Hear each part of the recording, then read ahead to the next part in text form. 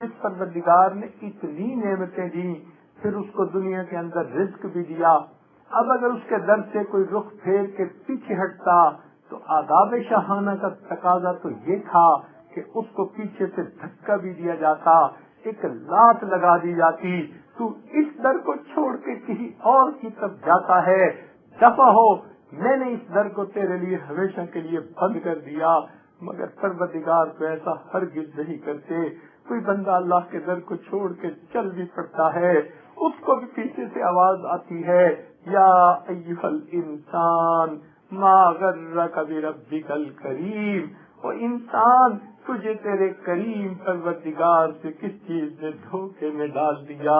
تو کیوں اپنے پروردگار سے روٹ گیا؟ کیوں اس کے در سے دور جا رہا ہے؟ اور اگر کوئی بندہ دور پھر رہا ہو اور اللہ تعالیٰ کے در کی طرف آنا چاہے، اللہ تعالیٰ دروازے بند نہیں کرتے، بلکہ ایک بندہ جو 100 سال کی زندگی ملی، اس نے اپنی جوانی ضائع کر دی، اس نے اپنا مال ضائع کر دیا، سب کچھ اس نے اپنا برباد کر دیا اپنی خواہشات میں اور اپنی خواہشات میں اور اپنی خواہشات کی اتباع میں اور اپنی جو ہے زندگی کی عیاشیوں میں.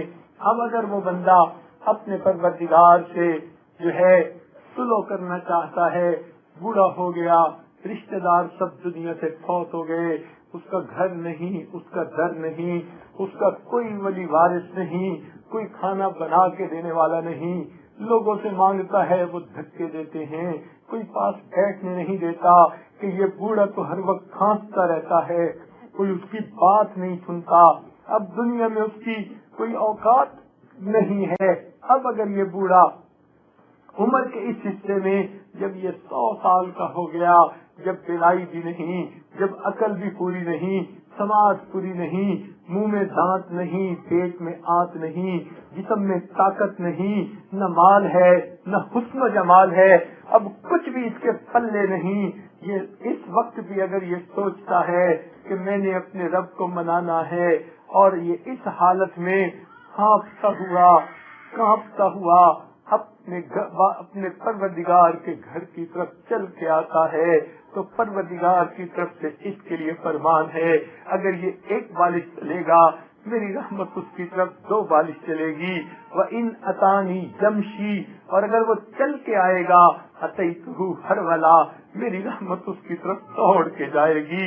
اللہ تعالیٰ اس بوڑھے کے آنے پر بھی اس کو تانا نہیں دیتے، اس کو جتلاتے نہیں، یہ نہیں کہتے اب آیا ہے اب تیرے پلے ہی کیا، تو نے جوانی کہاں گزاری، تو کہاں راتیں گزارتا پھرا، کہاں تو نے اپنی زندگی کو عیاشیوں میں گزارا، اب تجھے یاد آیا. اللہ تعالیٰ تانا نہیں دیتے اس 100 سال کے بوڑھے کو بھی جس کا کوئی سہارا نہیں، اپنے در پر آتا دیکھ کر اللہ تعالیٰ اس کی توبہ کو قبول کر لیتے ہیں. تو رب کریم تو اتنے مہربان ہیں، اس لیے کہ وہ حنان ہے، وہ اپنے بندوں کو اپنے سے دور جانے دینا بھی نہیں چاہتے، اس لیے تو اپنے انبیاء کو بھیجا وہ میرے بندوں کو میرے در کی طرف بلائے. نبی علیہ السلام نے فرمایا صحابہ کو کہ لوگوں کی مثال ایسی ہے جیسے کہ وہ سب کے سب جہنم کی طرف بھاگے جا رہے ہیں، اور میری مثال ایسے ہے میں ان کو ان کی کمروں سے پکڑ پکڑ کے پیچھے کھینچ رہا ہوں. تو انبیاء بھی اس دنیا میں آئے اور انہوں نے دین کی خاطر اتنی قربانیاں دی، اولیاء نے بھی قربانیاں دی. یہ سب کس لیے؟ اللہ تعالیٰ نے پسند فرماتے ہیں میرے بندوں کو میری طرف بلا لیا جائے، اس لیے کہ وہ حنان ہیں، وہ نہیں چاہتے کہ میرے بندے میرے در سے دور ہو جائیں. اس لیے ارشاد فرمایا کہ یا حسرت علی العباد، حسرت ہے بندوں پر، ما یاتیہم من رسول الا کانوا بہ یستہزئون، ان کے پاس کوئی رسول ایسا نہیں آیا جس کا انہوں نے مذاق نہ اڑایا ہو.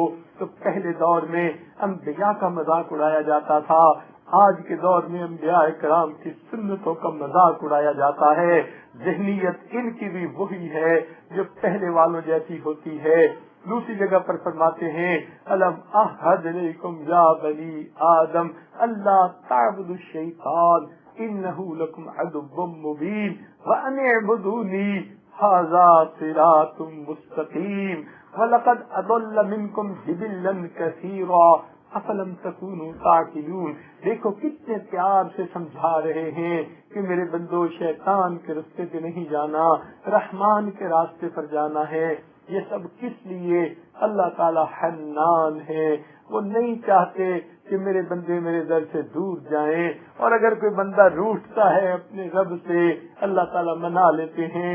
जिस तरह कोई छोटा बच्चा रूठ जाता है, आपने देखा होगा माँ उसको कैसे मनाती है, गले लगा लेती है, उसके बोसे लेती है, प्यार करती है। मेरे बेटे मामा से नहीं रूठा करते, बेटे मामा से नहीं खफा हुआ करते। जिस तरह माँ बच्चे की नाराजगी को बर्दाश्त नहीं करती, परवरदिगार भी अपनी मोहब्बत की वजह से अपने बंदों की नाराजगी को पसंद नहीं फरमाते, वो भी बंदे को मना लेते हैं। बिल्कुल इसी तरह देख लीजिए, चुनांचे अल्लाह ताला का एक नाम हन्नान है और अल्लाह ताला का एक नाम मन्नान है। मन्नान का मतलब होता है ऐसा एहसान करने वाला, ऐसा एहसान करने वाला कि किसी आदमी को एहसान इतना करे कि उसके मांगने से पहले उसको अता कर देने वाला हो। इतना उसके ऊपर एहसान, जो एहसान भी करे और न जतलाए, उसको मन्नान कहते हैं। परवरदिगार ने हम पर कितने एहसानात किए हैं, अरबों और खरबों एहसानात किए, और अल्लाह ताला अपना एहसान जितलाते भी तो नहीं है कि मैंने तो इतने एहसानात किए। आज तो हम चंद दिन किसी को घर से रोटी पका कर खिलाएं, फिर अगर खफा हो जाए उसे ताना देते हैं, एहसान जताते हैं, हमने तो इतने दिन तुझे खाना खिलाया, हमने तेरे कपड़े धोए, खिदमत की, उसको जितला देते हैं। मगर अल्लाह ताला तो नहीं जितलाते, इसलिए कि अल्लाह ताला मन्नान है, वो एहसान तो करते हैं मगर जितलाते नहीं हैं।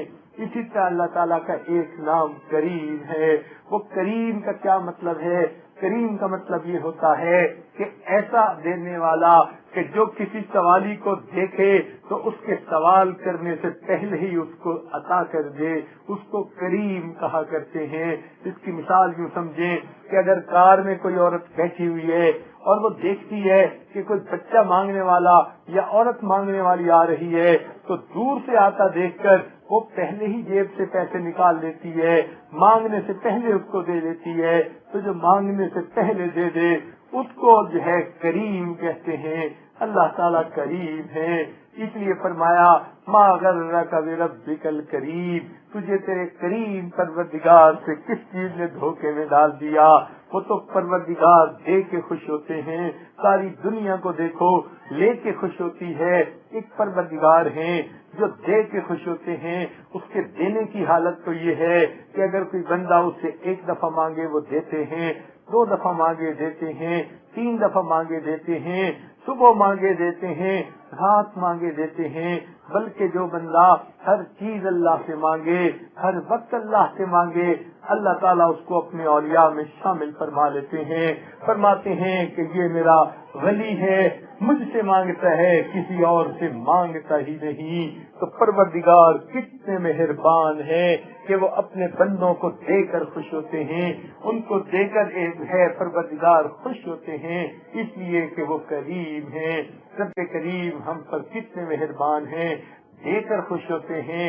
सुभान अल्लाह, अल्लाह ताला देकर खुश होते हैं, इसलिए कि वो करीम है। चुनांचे अल्लाह ताला हन्नान भी है, मन्नान भी है, करीम भी है, और अल्लाह रब्बुल इज्जत जो है रहमान और रहीम भी है। ये दोनों नाम रहमत की सिफत से निकले हैं, रहमान भी रहीम भी। लगता ये है कि ये एक जैसे लफ्ज हैं, मगर इनके मानी में थोड़ा फर्क है। इसकी मिसाल यूँ समझ लीजिए, जैसे बाज लोग अमीर होते हैं लेकिन उनमें खर्च करने की आदत नहीं होती, तो खर्च करने की आदत और सिफत है, अमीर होना और सिफत है। ये कुछ लोग होते हैं अमीर भी होते हैं और खर्च भी खूब करते हैं, لہذا رحمان اور رحیم کا یہی مطلب ہے. اللہ تعالیٰ وہ ذات ہے جس کی رحمت ہے بھی بے انتہا اور وہ خرچ بھی بے انتہا ہو رہی ہے. اللہ تعالیٰ کی رحمتوں کا کیا کہنا, وہ تو اپنوں کو بھی دیتا ہے, غیروں کو بھی دیتا ہے. ہماری کوئی بات نہ مانے, ہمارا جی چاہتا ہے ہم اس کو روٹی دینا بند کر دیں, گھر سے نکال دیں. لوگوں کو دیکھو نافرمان ہوتے ہیں, کافر ہوتے ہیں, اللہ تعالیٰ کے وجود کوئی نہیں مانتے. پروردگار ان کو بھی تعریف, ان کو بھی رزق دے دیتا ہے, ان کو بھی اولادیں دے دیتا ہے, ان کو بھی صحت دے دیتا ہے. اللہ تعالیٰ رحمان ہے, دنیا میں اپنے پرائے سب کو دیتا ہے. البتہ قیامت کے دن ایمان والوں کے لیے رحمت خاص ہوگی. وَكَانَ بِالْمُؤْمِنِينَ رَحِيمًا, یہ رحمت کی صفت بھی عجیب ہے. اللہ تعالیٰ اپنے بندوں کے اوپر رحیم و کریم ہے. دنیا میں اگر رحمت کی صفت کو دیکھنا ہو, اللہ تعالیٰ نے ماں باپ کے اندر یہ صفتیں رکھی ہیں, تو باپ کے اندر رحمانیت کی صفت کا جلوہ زیادہ ہوتا ہے, ماں کے اندر رحیمیت کی صفت کا جلوہ زیادہ ہوتا ہے. اسی لیے باپ کبھی کبھی تنبیہ کی خاطر, تربیت کی خاطر دھمکا بھی دیتا ہے اور انسان کو جو ہے تنبیہ بھی کر دیتا ہے. مگر ماں کو دیکھو, وہ تو اپنے بچے سے ہر حال میں پیار کرتی ہے. بچے ماں کی بات مانے پھر بھی وہ پیار کرتی ہے, نافرمان بن جائیں ماں پھر بھی پیار کرتی ہے. پوری دنیا کے اندر اللہ کے بعد ایک ماں ہی کی تو ذات ہے کہ جو نالائقوں سے بھی پیار کرتی ہے اور بروں سے بھی پیار کرتی ہے. باپ کی اولاد بری ہو جائے, باپ کہتے ہیں میں گھر سے نکال دوں گا, مگر کبھی ماں تو نہیں کہتی, اس لیے کہ وہ تو ماں ہوتی ہے. وہ کہے گی اولاد بگڑ گئی, مقدر ان کے, مگر میں تو ماں ہوں, میرا تو دل تڑپتا ہے, میں ان کو گھر سے کیسے نکالوں. بلکہ ماں تو پریشان ہوتی ہے, دعائیں بھی کر رہی ہوتی ہے, اپنے میاں کی ڈانٹ بھی سن رہی ہوتی ہے, اس لیے کہ اس کے صفت کے اندر, اس کے دل میں رحیمیت کی صفت ہوتی ہے. اس وجہ سے وہ بچے کا دکھ دیکھ نہیں سکتی. کہتے ہیں کہ ماں اپنی پر تکلیف برداشت کر سکتی ہے, اولاد کی تکلیف ماں برداشت نہیں کر سکتی, اس لیے کہ اس کے دل کے اندر رحیمیت کی صفت اللہ نے ڈال دی ہے. اب اگر یہ ہے کہ چنانچہ حدیث پاک کا مفہوم ہے کہ نبی علیہ السلام ایک مرتبہ کسی سفر سے واپس آ رہے تھے, ایک بستی کے قریب آپ نے پڑاؤ ڈالا. اس بستی کی ایک عورت تھی جس کا تنور تھا, وہ تنور میں روٹیاں لگایا کرتی تھی. جب اس نے روٹیاں لگا لی تو وہ نبی علیہ السلام کی خدمت میں حاضر ہوئی. صحابہ سے پوچھا, کہنے لگی میں نبی علیہ السلام کو ملنا چاہتی ہوں. انہوں نے بتایا کہ اللہ کے نبی فلاں جگہ تشریف فرما ہے. وہ عورت آ گئی اور آ کر کہنے لگی, اے اللہ کے نبی, میں آپ سے ایک بات معلوم کرنا چاہتی ہوں. وہ یہ کہ میں آگ کا کام کرتی ہوں, تنور میں آگ جلاتی ہوں, روٹیاں لگاتی ہوں, اور مجھے آگ کے اندر ڈبکی لگا کر روٹیاں نکالنی پڑتی ہیں, لگانی پڑتی ہیں. مگر میرا ایک بچہ ہے, میں بچے کو اپنے سے دور رکھتی ہوں, آگ کے قریب بھی نہیں آنے دیتی کہ کہیں اسے دھواں نہ لگ جائے, پسینہ نہ آ جائے. اے اللہ کے نبی, میں ماں ہوں, جب میری محبت ایسی ہے کہ میں بچے کو آگ کے قریب بھی جو ہے دیکھنا پسند نہیں کرتی, دور رکھتی ہوں کہیں سے پسینہ بھی نہ آ جائے. تو پھر میں نے سنا ہے اللہ تعالیٰ تو ماں سے بھی زیادہ اپنے بندوں سے محبت کرتے ہیں, تو وہ قیامت کے دن اپنے بچوں کو جہنم میں کیسے ڈال دیں گے. حدیث پاک سے آتا ہے نبی علیہ السلام نے یہ بات سنی, آپ کی مبارک آنکھوں سے آنسو آنے لگے, کب تک گرنے لگے. اتنے میں جبرائیل علیہ السلام نے آ کر کہا, اے اللہ کے نبی, اللہ تعالیٰ فرماتے ہیں وما ظلمهم اللہ ولکن كانوا انفسهم یظلمون, اللہ ان پر ظلم نہیں کرتا, یہ اپنی جانوں پہ خود ظلم کرتے ہیں. اللہ تعالیٰ تو چاہتے ہیں میرے بندے جہنم سے بچ جائیں, مگر یہ کرتوت کرتے ہیں, گناہ کبیرہ کرتے ہیں, نافرمانیاں کرتے ہیں. عورتیں ہیں تو بے پردہ پھرتی ہیں, نمازیں قضا کرتی ہیں, غیبت کرتی ہیں, ایک دوسرے پہ بہتان باندھتی ہیں, کوئی جو ہے ایک دوسرے کے دل دکھانے کی پرواہ نہیں کرتی. جب یہ اتنے گناہ کر لیتی ہیں اپنے ہاتھوں کی کمائی کی وجہ سے, یہ جہنم خریدتی ہیں اور خود جہنم میں جاتی ہیں. اللہ تعالیٰ تو ہرگز نہیں چاہتے تو واقعی بات ایسی ہے اللہ تعالیٰ نہیں چاہتے، لیکن ہم اپنے گناہوں کے سبب جہنم کے حقدار بن رہے ہوتے ہیں۔ اللہ تعالیٰ ہمیں سمجھ عطا فرما دے۔ اللہ تعالیٰ تو بڑے قریب ہیں، وہ تو بندے کی دعاؤں کو قبول فرما لیتے ہیں۔